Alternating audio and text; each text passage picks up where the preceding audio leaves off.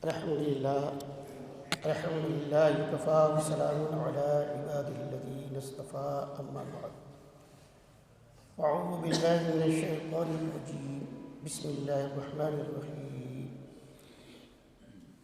قل هل يستوي الذين يعلمون والذين لا يعلمون صدق الله العظيم. وقال النبي صلى الله عليه وسلم يأتي زمان على أمتي لا يبقى من الإسلام إلا اسمه ولا يبقى من القرآن إلا رسمه ومساجدها عامرة وهي خراب من الهدى أو كما قال عليه الصلاة والسلام. محترم علماء کرام، مہمانان اعظام اور حلقہ سے آئے ہوئے ائمہ کرام، یہ بہت بہترین، قابل تعریف، قابل ستائش ایک موقع ہے جس میں ائمہ، علماء، حفاظ، قراء سب کے سب جمع ہیں، اور اس طرح کا پروگرام جگہ بہ جگہ ہونا چاہیے جس سے آپس میں علماء کرام کو ایک دوسرے کے ساتھ روبرو کچھ کہنے کا موقع ملے، کچھ اصلاحی باتیں بھی ہو، کچھ تعلیم و تعلم، درس و تدریس بھی ہو، اور یہ سیکھنا سکھانا یہ نہ سمجھے کہ ہمیں پڑھایا جا رہا ہے، بلکہ علم کا مقام یہ ہے ماں کے گود سے لحد تک ہے. اسی لیے میں ہمیشہ ہی کہتا ہوں اور اپنے بڑوں سے بھی سنا ہے، وہی کہتا ہوں کہ جو صرف حفاظ ہیں ان کو پوری زندگی اپنے علماء کے پاس جا کر، جس سے ان کو انسیت ہے، لگاؤ ہے، دینی مسائل سیکھنی چاہیے. جو صرف حافظ ہے، جو عالم حافظ ہے ان کو تو کچھ معلومات ہیں، لیکن دوسری لائن سے جو عالم ہے، حافظ ہے، جو بھی ہے، سب سے پہلا فرض منصبی ہمارا یہ ہے کہ ہماری اصلاح ہو. ہم نے قرآن کو حفظ کیا ہے، علم پڑھا ہے، تو سب سے پہلا عمل ہم پیش کریں. عمل کے میدان میں سب سے پہلے ہم آگے ہوں. اس وقت مبلغین کی جماعت حرکت میں ایسی باتیں کرتے ہیں جو اہل علم سے بھی نہیں سنتے، کچھ غلط بھی کہہ دیتے ہیں لیکن کرتے ضرور ہیں. اور ہم میں سے بہت سارے ائمہ ایسے جو گونگے ہیں، بولے نہیں جاتا ان کو. اس لیے میں درخواست کرتا ہوں جو حفاظ ہیں وہ اپنے قریبی علماء کے پاس جا کر علم سیکھتے رہیں تاکہ بہت سارے علوم ان کے اندر آ جائیں. اس وقت میں دو باتیں کہوں گا، کہنے کے لیے ہمارے بڑے موجود ہیں، پند و نصیحت تو وہی کریں گے. ایک تو ہمارے اندر جو اہل علم ہیں، اہل علم ہونے کے ناطے میں کہہ رہا ہوں، ہم جاہلوں کو پہچانتے ہیں. جو ان پڑھ ہیں، دین سے ان کو لگاؤ نہیں ہے، قرآن و حدیث کی انہوں نے تعلیم حاصل نہیں کی ہے، ان کو اہل علم جانتے ہیں پہلے سے. لیکن جو ان پڑھ لوگ ہیں، جنہوں نے علم نہیں سیکھا ہے، وہ ہمیں نہیں جانتے کہ عالم کیا ہوتا ہے. عالم جاہلوں کو جانتے ہیں، جن کے پاس قرآن و حدیث کا علم نہیں ہے ان کو وہ جانتے ہیں، چونکہ وہ بھی پہلے جاہل تھے. عالم تو آپ بنے، اس سے پہلے تو جاہل تھے، اور اللہ نے جاہلی بنا کے پیدا کیا. وَاللَّهُ أَخْرَجَكُم مِّن بُطُونِ أُمَّهَاتِكُمْ لَا تَعْلَمُونَ شَيْئًا. جب ہم ماں کے پیٹ سے پیدا ہوئے تو کچھ نہیں جانتے تھے، تو جاہل تھے، ان پڑھ تھے. اللہ نے ہمیں یہ صفت پیدا کی. اللہ عالم ہے، اللہ علیم ہے، اور اس میں سے اپنے علم میں سے ایک صفت ہمیں دے کر عالم بنا دیا. اللہ حفیظ ہے، اور قرآن کے حفظ کرنے والے کو ایک صفت دے کر ان کو حافظ بنا دیا. کتنا بڑا مقام ہے. اللہ اپنی ایک صفت دے دی تو عالم بن گیا. اللہ اپنی ایک صفت دے دی تو وہ حافظ بن گیا. بس یہ ہے کہ ہم اپنے مقام منصبی کو پہچانیں. ہم ایرو گیرو نتھو گھیرو نہیں ہیں کہ سب سے بات کریں, سب کے پاس جائیں, سب کی خوشامدیں کریں روزی روٹی کے لیے. ایک بہت بڑا مقام آپ کو دیا ہے. ہم اپنے آپ کو پہچانیں کہ اللہ نے ہمیں علم دیا ہے, ہمیں کیسے رہنا ہے. اور جب ہمارے اندر تقوی طہارت آ جائے گی خود کے اندر, تو انشاءاللہ روزی کا وعدہ تو اللہ نے کیا ہے. اللہ نے قرآن میں کہا ہے وَمَن يَتَّقِ اللَّهَ يَجْعَلْ لَهُ مَخْرَجًا. جس کے اندر تقوی طہارت آ جاتا ہے, اللہ سے ڈر جاتا ہے, متقی بن جاتا ہے, تو اللہ اس کا راستہ نکال دیتا ہے. يَرْزُقْهُ مِنْ حَيْثُ لَا يَحْتَسِبُ. اللہ اس کو ایسی جگہ سے روزی دیتا ہے وہ سمجھ بھی نہیں سکتا کہ یہ روزی کہاں سے آئے. لیکن یہ آپ کو معلوم ہے, آپ عالم حافظ ہیں, آپ کو معلوم ہے, لیکن اسی تقوی کے ساتھ آپ کام کریں گے تو جو ان پڑھ لوگ ہیں, جو قرآن و حدیث کو نہیں جانتے ہیں, آپ کا کھانا پینا, آپ کا رہنا, آپ کی شان و شوکت, اللہ نے اپنی ایک صفت عالم اور اللہ نے آپ نے ایک صفت دے کر حافظ بنایا ہے. اس مقام اور مرتبہ کو اور لوگ نہیں پہنچ سکتے. تو پھر وہ آپ کو نہیں جانتے ہیں, آپ کی اہمیت کو نہیں جانتے ہیں, آپ کی قدر کو نہیں جانتے ہیں, تو آپ سے وہ دشمنی کریں گے. آپ کو دیکھ کر کے وہ جلیں گے اور چڑھیں گے. بات سمجھ رہے ہیں؟ بس آپ کو کیا کرنا ہے, ایک تقوی اختیار کرنا ہے.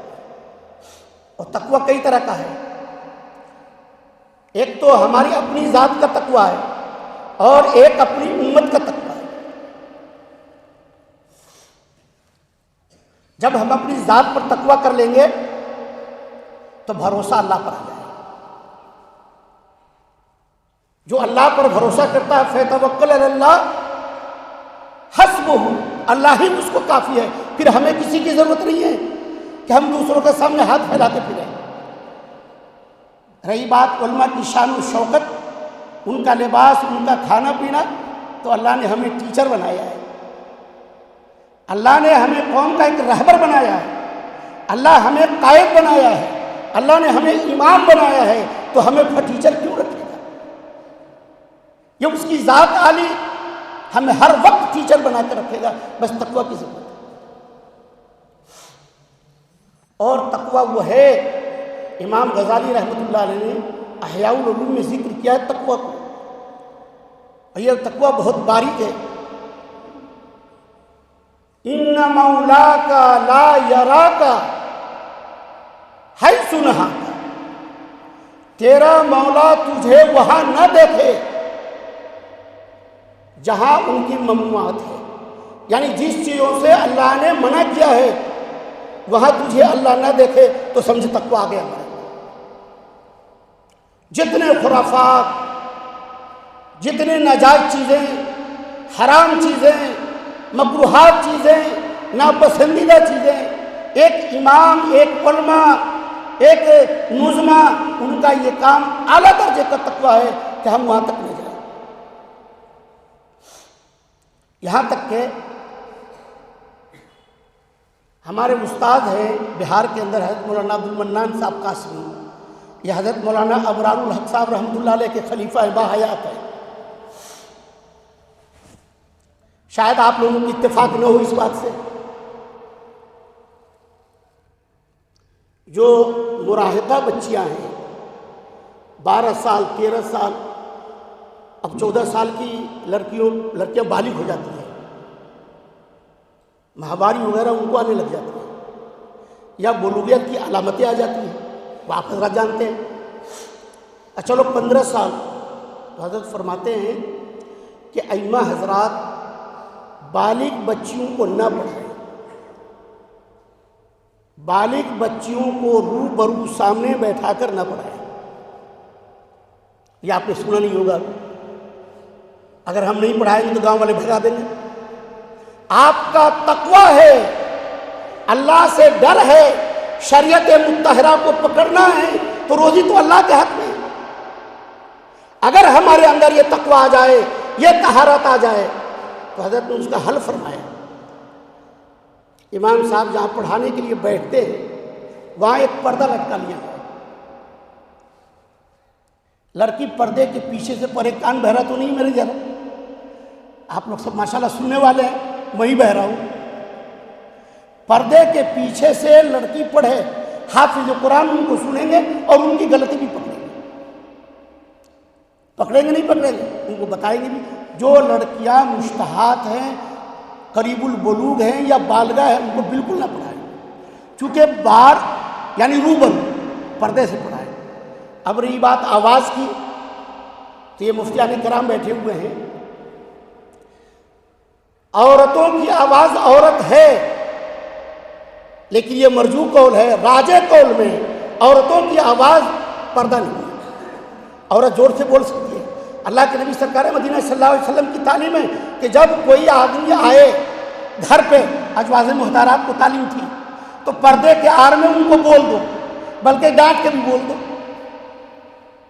تو آواز سن سکتے ہیں. راجے قول میں عورت کی آواز عورت نہیں ہے، یعنی پردہ نہیں ہے تو آواز آپ سن سکتے ہیں، چہرہ نہیں دیکھنا ہے. اور ان کا باقی جو برقع پہن کر کیا ماشاءاللہ، اب تو ہم نے کئی مکتبوں میں دیکھا ہے ساری لڑکیاں برقع پہن کے آ رہی ہیں. پردہ ہو گیا، بس اتنا پردہ لگے کہ ہماری بدنگاہی نہ ہو. جب بار بار بدنگاہی ہوگی، ہم معصوم نہیں ہیں. معصوم انبیاء کے ساتھ. پتہ نہیں ہمارے دل میں کیا کیا خیالات آ جائے، کیا کیا تصورات بیٹھ جائے. اور اللہ کے نبی صلی اللہ علیہ وسلم نے اسی لیے فرمایا ہے کہ آنکھ کا بھی زنا ہے.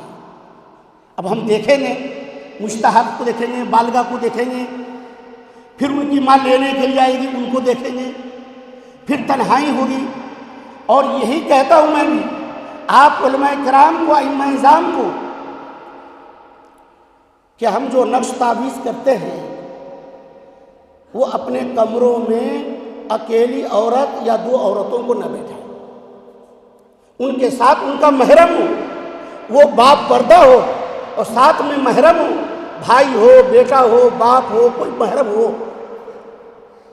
چونکہ یہ زمانہ بہت پرخطر ہے. بڑے بڑے ولی، بڑے بڑے نبی ولی، حضرت عائشہ صدیقہ رضی اللہ عنہا جو امت کی مائیں ہیں، ان کو بھی لوگوں نے نہیں چھوڑا تو ہم کس کھیت میں ہیں. اس لیے نقش تعویذ کا کام اپنے کمرے میں اکیلی عورت کو بیٹھا کر نہ کریے. ہمارا تقویٰ ہے، چاہے کوئی دے کچھ چاہے مت دے. تو ایک تو یہ ہے کہ ہم جس منصب کو لے کے چل رہے ہیں، منصب امامت، منصب درس و تدریس، قرآن فہمی، حدیث فہمی، اس میں ہمارا کیا رول اور کیا مقام ہے. انشاءاللہ ہمارے کمرے میں بھر کر کے آنا جائے گا اگر یہ تقویٰ ہمارے اندر آ جائے گا. اسی کو اللہ نے کہا ہے کہ ہم روزی اس کو ایسی جگہ سے دیں گے وہ سوچ بھی نہیں سکتا. لیکن ہمارا فریق مخالف وہی مقتدی جس سے ہم گھل مل کر کے رہتے ہیں، جس کے ساتھ ہم سارے کام کرتے ہیں اور وہ آپ کو نہیں پہچانتے ہیں اور ہم ان کو پہچانتے ہیں، پھر بھی ہم ان کے ساتھ اس طرح. ہاں، ایک کام ہے ان کی تربیت کا، جیسے ہم ایسا ان کو بنا لیں. ہم عالم ہیں تو کچھ علم ان کے اندر دے کر ان کو بھی اپنے جیسا عالم بنا لیں، ان کی تربیت کریں. اور اتنی تربیت کریں کہ وہ ہم سے اچھا بن جائے. ایک منصب ہمارے ذمہ پڑھانے کے ساتھ ساتھ اپنے مقتدیوں کی تربیت بھی ہے، اور یہ چیز ہمارے اندر خالی ہے. جب ہم ہی کچھ سمجھنے والے نہیں ہیں تو ہمارے بچے اور ہمارے مقتدی کیا سمجھیں گے؟ اسی لیے سمجھایا جا رہا ہے کہ ہمیں اس طرح سے رہنا ہے. مقتدیوں کی بھی، ان کے بچوں کی بھی یہ اللہ نے ایک نعمت دیا ہے. جس طرح ہماری اولاد ہمارے لیے نعمت ہے. اکرموا اولادکم واحسنوا آدابہم.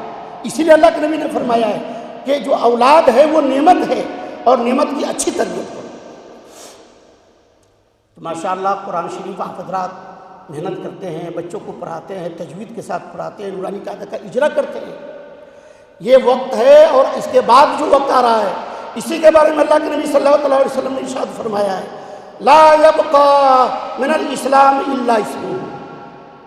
ایک وقت آئے گا اسلام کا نام لیوا بہت ہوگا لیکن اسلام صرف نام کا ہوگا، اس کے حلق کے نیچے نہیں اترے. اب نہیں اتر رہا ہے.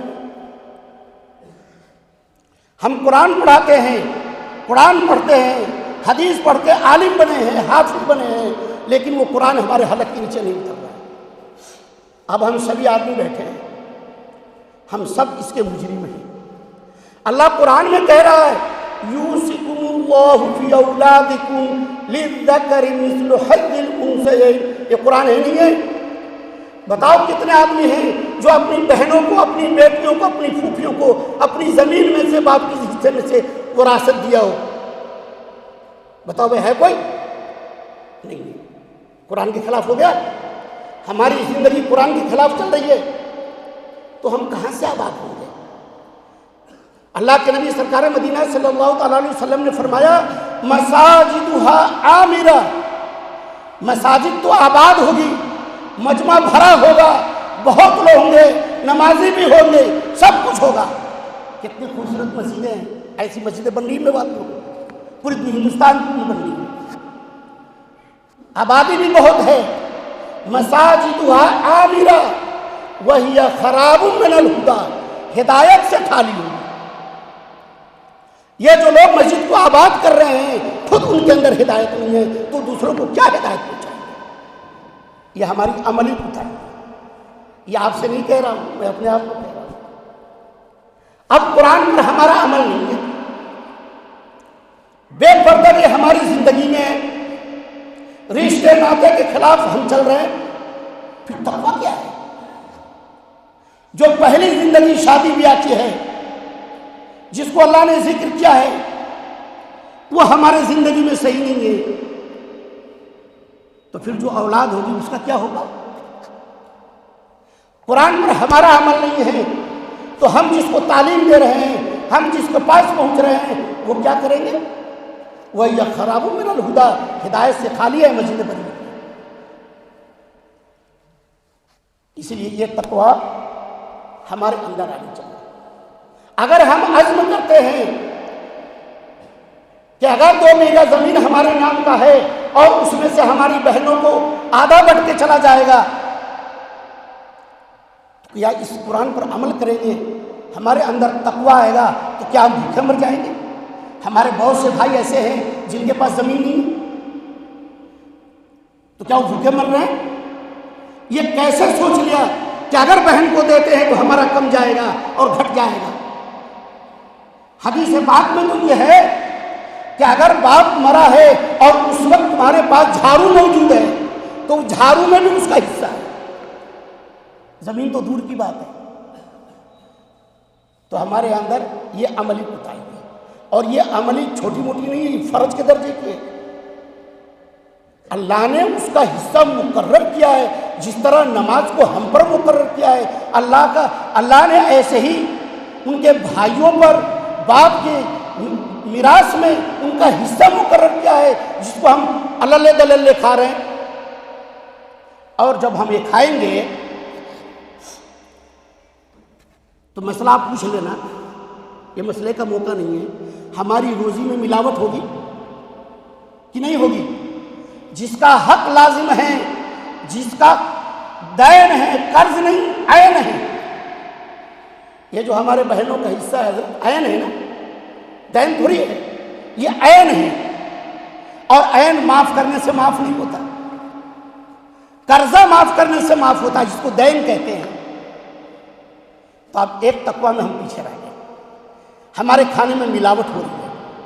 دنیاوی طریقے سے رسم و رواج کے طریقے پر ہم ان کو بھات بھرنے کے لیے جا رہے ہیں، جس سے ہمارا پیچھا نہیں چھوٹے گا۔ رسم و رواج کے طریقے پر ہم اپنے میراث سے ان کو دے رہے ہیں، جس سے ہمارا پیچھا نہیں چھوٹے گا۔ وہ کہہ رہے ہیں ان کو دے تو رہے ہیں اور اس سے پیچھا نہیں چھوٹنے والا۔ تو اللہ پاک ہمیں ہمارے اندر ہاتھ آپ اٹھائیے کہ ہم ارادہ کریں گے، چاہے 2 بسوا زمین ہمارے بہن کا ہے، وہ نکال کر ناپ کر رسی جورا بیٹھا کر نکال دیں گے اور بہن سے آ کر کہہ دیں گے کہ یہ آپ کا ہے۔ تالاب والی، پیپل والی، جوہر والی، کیکر والی، ان کو متعین کر دیجئے کہ یہ آپ کا ہے، اب وہ معاف کر دے تو معاف کرائے۔ آپ تو معاف کروا رہے پٹواری کے کاغذ میں، نہ ناپ نہ تول، اور پٹواری کے کاغذ میں گھپلا ہو رہا ہے، وہی سائن کروا لیا کہ مفتیان کرام بیٹھے، اس سے معاف نہیں ہوگا۔ آپ یہ صورت کریں۔ تو آپ سبھی آدمی سے میں درخواست کرتا ہوں کہ اس تقوی کے لیے، یہ تقوی ہمارے اندر آ جائے، اور تقوی کی نیت کر کے انشاءاللہ میں کوشش کروں گا اپنی بہنوں کو دینے کی، تو ہماری نماز دھڑا دھڑ پھٹافٹ قبول ہوگی، اور جو دعا مانگے گی وہ قبول ہوگی، اور پھر مستجاب الدعوات بن جائیں گے، اور پھر ہمارے لیے اللہ پاک بے شمار نعمتوں کی بارش فرمائے گا۔ جب آدمی گناہ کرتا ہے، ٹائم ہو چکا ہے، جب آدمی گناہ کرتا ہے، خاص کر کے زنا میں مبتلا ہوتا ہے، اب وہ زنا کتنے ہیں؟ ہاتھ کا زنا ہے، کان کا زنا ہے، آنکھ کا زنا ہے، زبان کا زنا، یہ سب زنا ہے۔ جب آدمی زنا میں مبتلا ہوتا ہے تو سب سے پہلے اس کی روزی گھٹا دی جاتی ہے۔